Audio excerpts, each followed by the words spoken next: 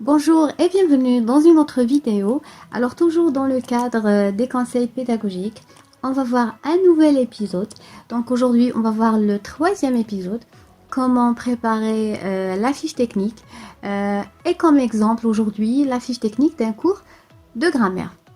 Alors premièrement je tiens à préciser que toutes les fiches techniques contiennent les mêmes points à traiter. Il y a des différences bien sûr selon la discipline. Ces différences, je vais les mentionner pendant mon explication. Donc le premier point à traiter dans une fiche technique, c'est le niveau, c'est-à-dire à qui cette leçon est destinée. Alors ici, j'ai mis cycle secondaire collégial, c'est en général, mais bien sûr, sur votre fiche, il faut préciser la première année, la deuxième année ou la troisième année du collège. Ça peut être même le primaire. Donc, deuxième point, nature de la leçon. Alors ici, comme exemple, j'ai donné la grammaire. Ça peut être la lecture, l'orthographe, la production écrite, etc. Troisième point, c'est identifier la leçon. Donc ici, il est suffisant de donner juste le titre, l'adjectif épithète et l'adjectif attribut.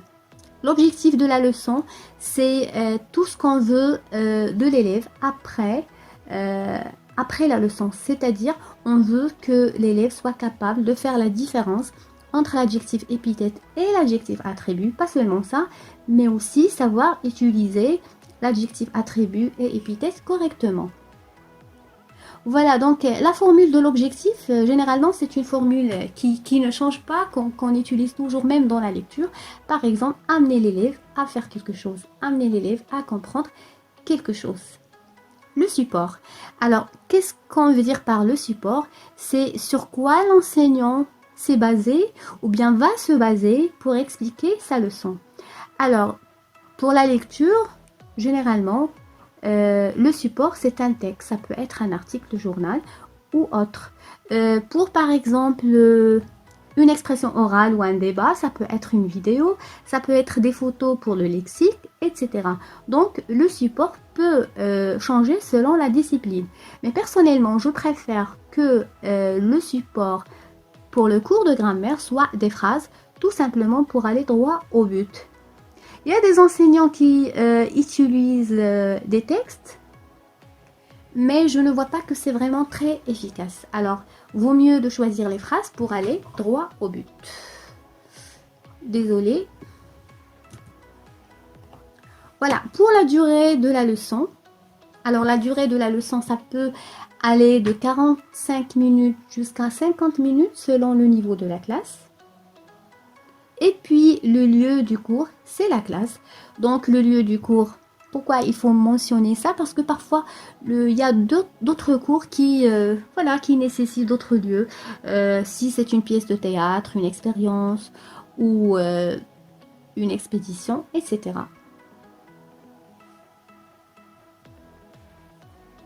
Et puis, le déroulement. Qu'est-ce qu'on veut dire par le déroulement? Ce sont les étapes à suivre pendant le cours. Donc, première des choses à faire, c'est expliquer le titre aux élèves.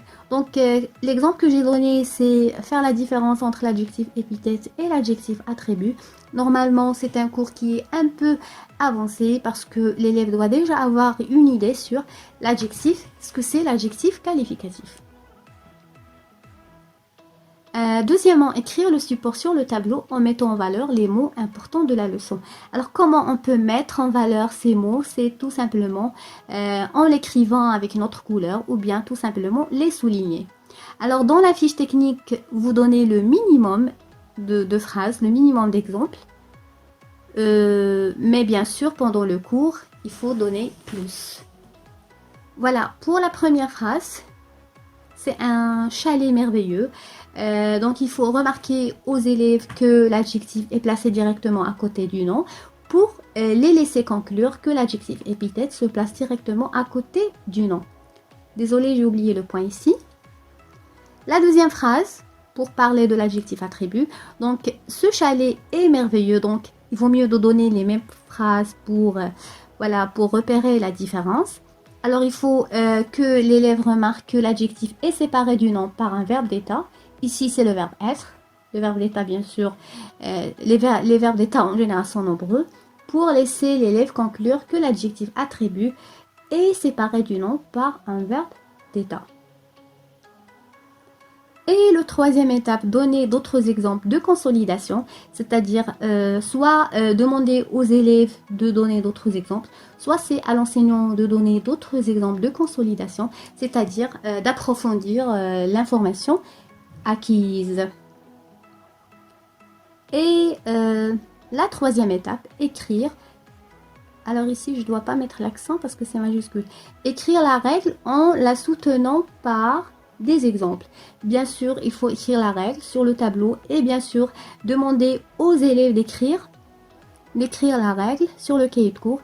Moi, je préfère que la règle soit rédigée ensemble. L'enseignant et les élèves doivent tous participer à écrire la règle, bien sûr à l'aide de l'enseignant. L'élève maintenant, après avoir compris la leçon, il peut rédiger la règle. Donc pour éviter de faire le copier-coller, la règle du manuel. Ça mène l'élève à mieux comprendre. Et puis, exercice de vérification. Pourquoi vérification? Tout simplement pour vérifier si l'élève a bien compris la leçon. Et puis la remédiation, c'est-à-dire après les exercices, bien sûr, l'enseignant va remarquer où se trouvent les lacunes. Il peut donner un autre exercice en se basant sur ces lacunes.